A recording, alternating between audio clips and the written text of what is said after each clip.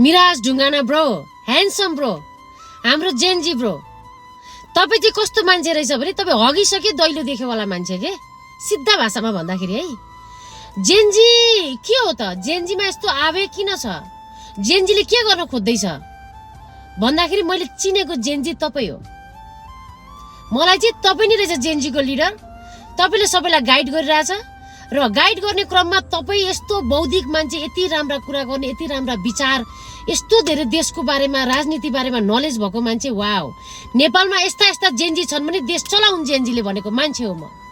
तर तपाईँ प्र्याक्टिकली कहीँ काम लाग्नु भएन ब्रो। प्र्याक्टिकली तपाईँ कहीँ पनि काम लाग्नु भएन बिगिनिङदेखि नै।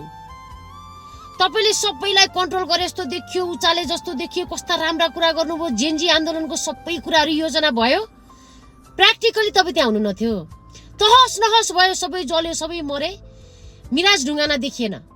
तर जहाँ जहाँ बोल्नुपर्छ, जहाँ तपाईँका विचार राख्नुपर्छ, तपाईँलाई टुपुक टुपुक टुपुक देखिन्छ।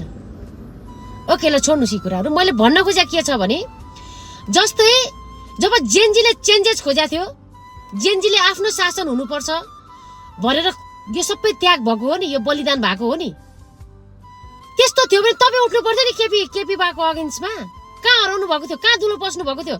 तपाईँलाई थाहा थिएन केपी बाको अगेन्स्टमा को उठिरहेछ भनेर? यत्रो प्रचार प्रसार, यत्रो दिनको यो सबै तपाईँलाई तामझाम थाहा थिएन? यतिखेर आएर केपी बाको अगेन्स्टमा उठ्ने मान्छे यस्तो हो, देशलाई अब खतरा छ, देश अब सक्यो, देश अब डुब्यो। तपाईँलाई अधिकार छैन ब्रो। अब चाहिँ जेनजीलाई माया गर्ने, जेनजी पुस्ता चाहने, जेनजीले शासन गर्न सक्छ, अब जेनजीको शासन हुनुपर्छ, जेनजीले धेरै त्याग गरेको छ भनेर सोच्ने सारा नेपालीले तपाईँलाई भोट हाल्थे ब्रो, तपाईँलाई सपोर्ट गर्थे क्या। तपाईँ, मैले भने प्र्याक्टिकली तपाईँ कहीँ पनि काम लाग्नु भएन ब्रो। त्यो भएर अब जे हुन्छ तपाईँ नबोलेको राम्रो। तपाईँले बोलेर अब देश जानु छ, सकिनु छ, खराब छ, सखाप हुनु छ भने पनि हुन्छ।